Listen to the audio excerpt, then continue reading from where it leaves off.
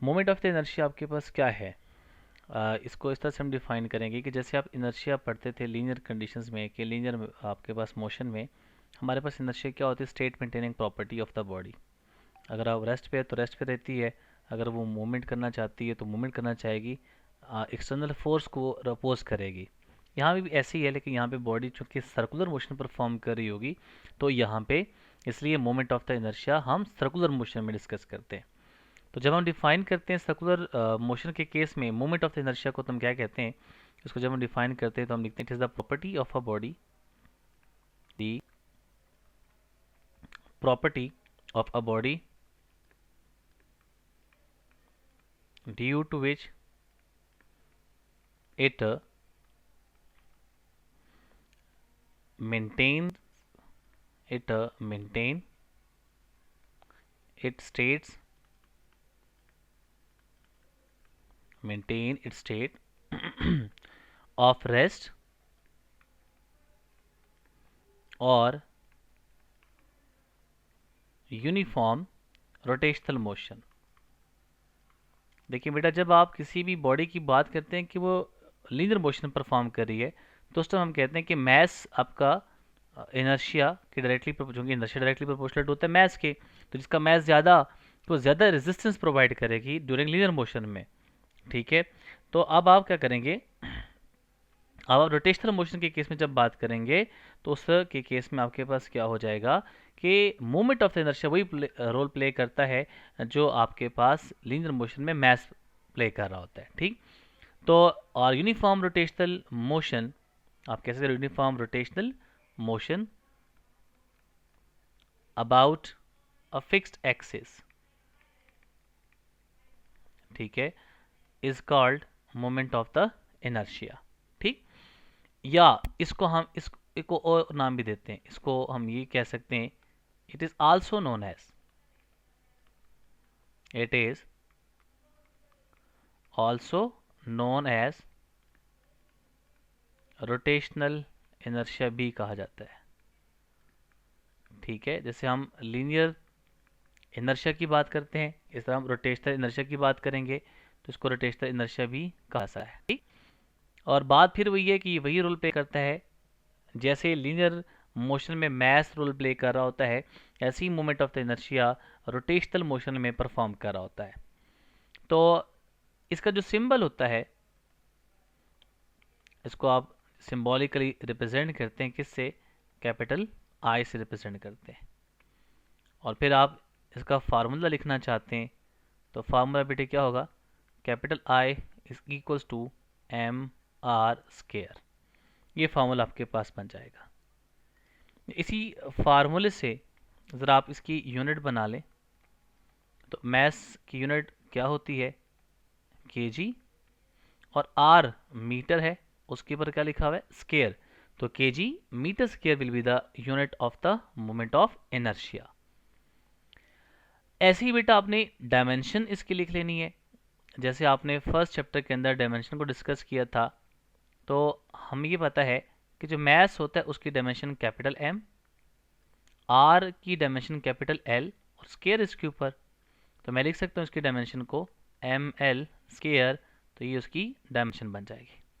तो इस तरह से ये शॉर्ट क्वेश्चन के लिहाज से अगर आपसे पूछा जा सकता है तो ये सारी चीज़ें आपने इसके अंदर लिखनी होती हैं। ठीक, now what is the physical significance? Physical significance क्या है मोमेंट ऑफ द इनर्शिया की? तो वो हम जहाँ पे देख लेते हैं। तो बेटा फिजिकल सिग्निफिकेंस क्या है? जैसे मैंने अभी बोला कि जो काम मैस करता है लीनियर मोशन में, वही काम आपका यहाँ पे रोटेशनल मोशन में मोमेंट ऑफ द इनर्शिया कर रहा होता है। सो मैं इस बात को यहाँ पे लिख सकता हूँ कि the moment of the inertia, मैं इस बात को लिखूंगा, the moment of inertia, the moment of inertia, जिसको हमने ये नाम भी कहा हुआ है, it is also known as rotational inertia. ठीक है, is rotational equivalent to, is a rotational equivalent to the mass या इक्विवेलेंट ऑफ मैस। अब इसका मतलब वही है कि जो काम मैस करता था लीनियर मोशन में, वही काम आपका रोटेशनल मोशन में आपका मोमेंट ऑफ इनर्शिया परफॉर्म कर रहा होता है। ठीक है। अब सपोज कीजिएगा कि मेरे पास एक बॉडी है जिसको आप बोलते हैं कि लेट्स से आपके पास एक रिजिड बॉडी है। तो फॉर रिजिड बॉडी आप अगर मोमेंट ऑफ द इनर्शिया को लिखना चाहते हैं तो उसमें क्या होता है, हमारे पास moment of the inertia is equals to sigma, आपके पास बनेगा एम आर स्केयर, यहाँ पे एन लिख लें, यहाँ भी एन लिख लें, और या बेशक आप इसको लिख लीजिएगा M I N I R I लिख दीजिएगा। ये आई की वैल्यू 1 से आप कर दें किधर, एन की तरफ, तो ये आपके पास मोमेंट ऑफ द इनर्शिया बन जाएगा। ठीक, ये आपका मोमेंट ऑफ द इनर्शिया यहाँ पे आपका टॉपिक क्लोज हो जाता है। ये क्लियर है बेटे सबको? नाउ इसके बाद हमारे पास आता है एक टर्म यूज की थी आपने जब आप पढ़ रहे थे 9th क्लास के अंदर, तो उसमें आपने पढ़ा था लीनियर मोमेंटम। यहाँ पे आप चूंकि बात कर रहे हैं सर्कुलर मोशन की, तो यहाँ पे आप बात करेंगे किसकी, एंगुलर मोमेंटम की। So what is angular momentum, हम पहले इस बात को ज़रा लिख लेते हैं। अब यहाँ पे देखिए, यहाँ पे जब हम इसको लिखेंगे सबसे पहले आपने डेफिनेशन लिखनी है। देखिए लीनियर मोमेंटम को आप डिनोट करते पी से, उसको आप लिखते थे product of the mass and velocity. Angular momentum को हम क्या लिखेंगे, हम इसको डिफाइन कर सकते हैं, it is the cross product of position vector, cross product of position vector R with the linear momentum, with a linear momentum, या आप इसको कंप्लीट लिख दीजिए कि with respect to axis of rotation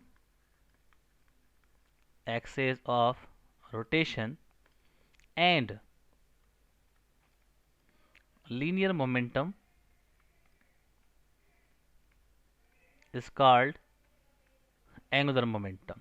ठीक, ये इसकी डेफिनेशन बन जाएगी।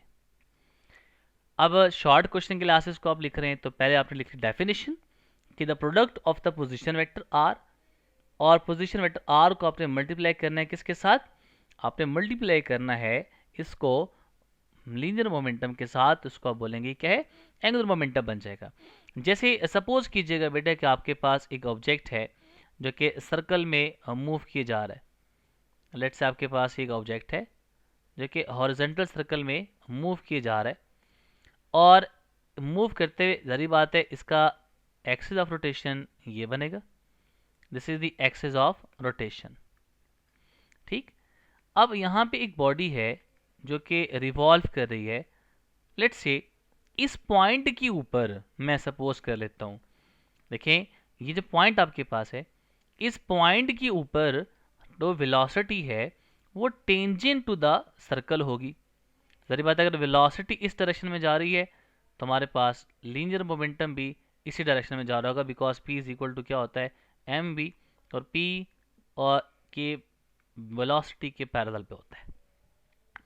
अब देखें अगर मैं कहता हूं कि ये पॉइंट मेरे पास क्या है, ये axis of rotation centre point है, तो इस पॉइंट P को मैं लोकेट करने के लिए, या आप पॉइंट A का नाम दे दे, इस पॉइंट को लोकेट करने के लिए मुझे किसी रेफरेंस से यहाँ पे एक पोजीशन वेक्टर को प्लॉट करना पड़ेगा, और उसको हम कहते हैं कि ये क्या कहलाया जाता है, this is called the position vector. अब एक्सिस ऑफ रोटेशन तो ये है, ये आपके पास क्या है, ओमेगा है। तो बेटा आपके पास जो मोमेंटम होगा उसको आप बोलेंगे, यानी आप इसको इस तरह लिख लीजिएगा। चलिए मैं इसको इस तरह से ड्रॉ कर लेता हूँ, कुछ इस तरह से ड्रॉ करता हूँ बेटे।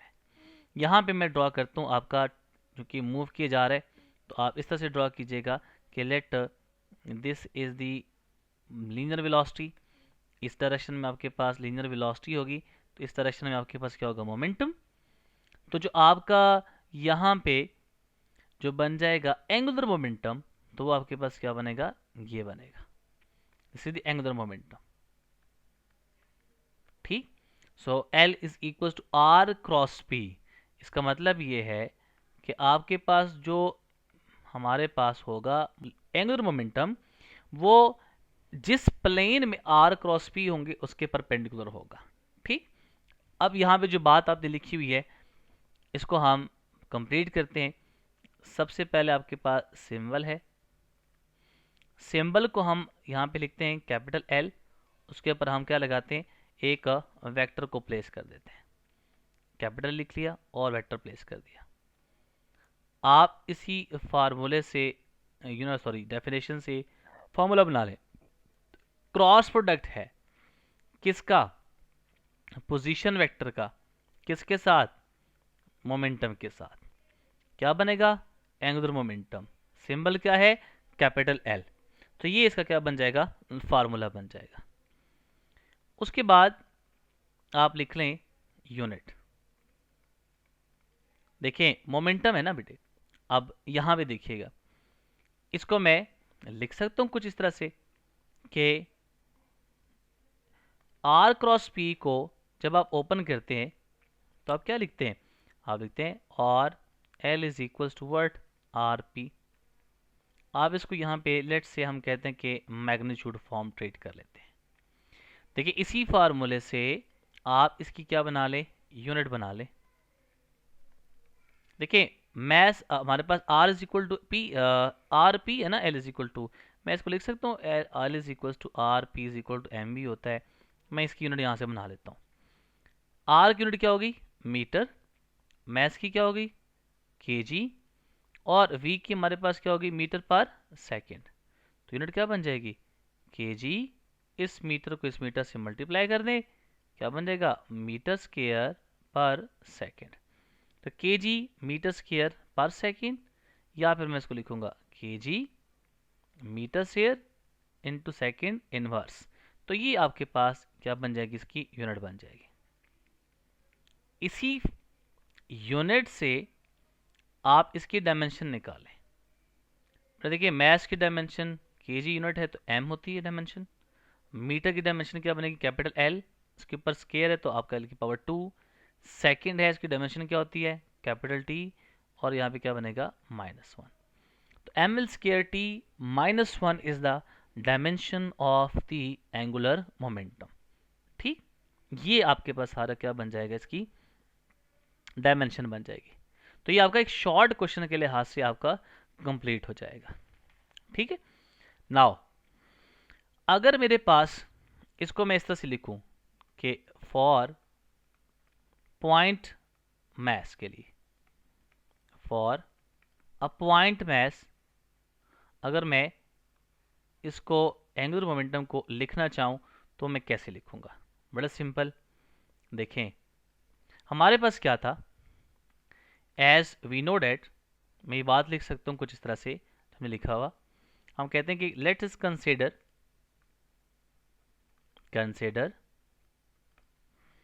a mass m rotating at distance r,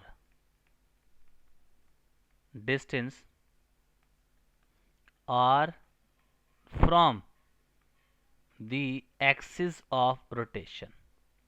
तो मैं इस तरह से लिख सकता हूँ L cross is equal to, हमारे पास क्या था, L is equal to R cross P, ये फॉर्मूला था।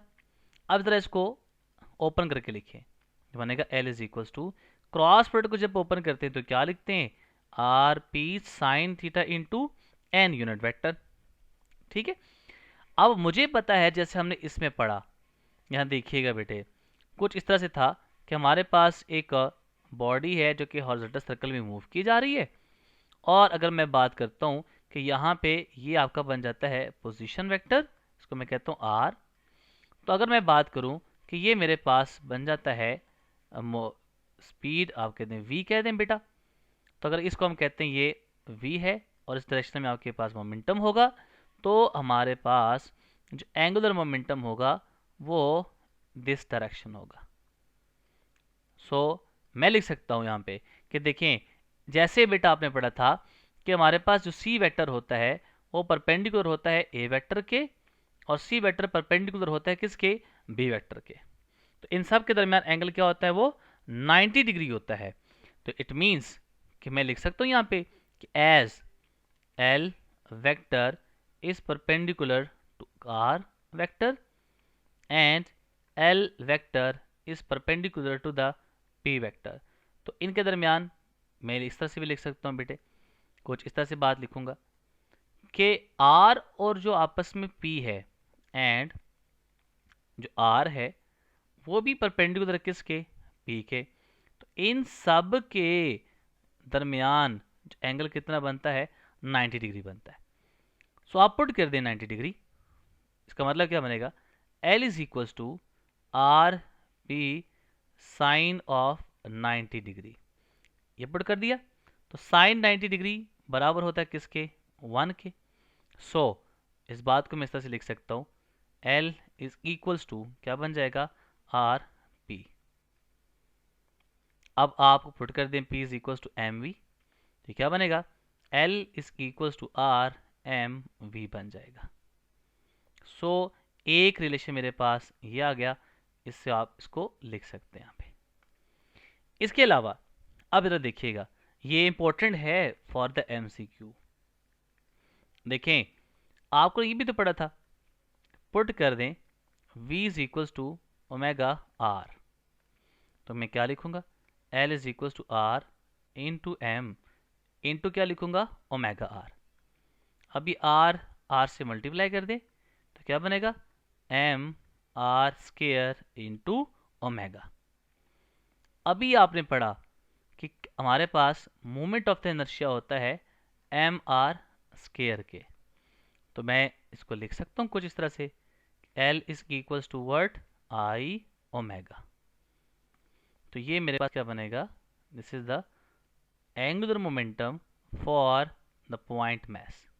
इसमें कैपिटल L क्या चीज़ है, हमारे पास क्या है, एंगुलर मोमेंटम, I क्या है, moment of the inertia, and V omega क्या है, एंगुलर वेलोसिटी। तो यहीं से आप एक इसकी डेफिनेशन बना लें। डेफिनेशन क्या हो सकती है कि यहाँ पे प्रोडक्ट है किस चीज़ का, द प्रोडक्ट ऑफ किसका है भला, moment of inertia and angular velocity. तो इन दोनों का प्रोडक्ट ले ले तो आपके पास क्या बन जाएगा, ये एंगुलर मोमेंटम बन जाएगा। So this is all about the moment of inertia. और ये पॉइंट मैस के लिए होता है। इस तरह से हमारे अगर रिजिड बॉडी के लिए हम इसको लिखना चाहें तो रिजिड बॉडी के लिए हम इसको अलग लिख सकते हैं, वो अलग आपके पास होगा। ठीक है, चूँकि आप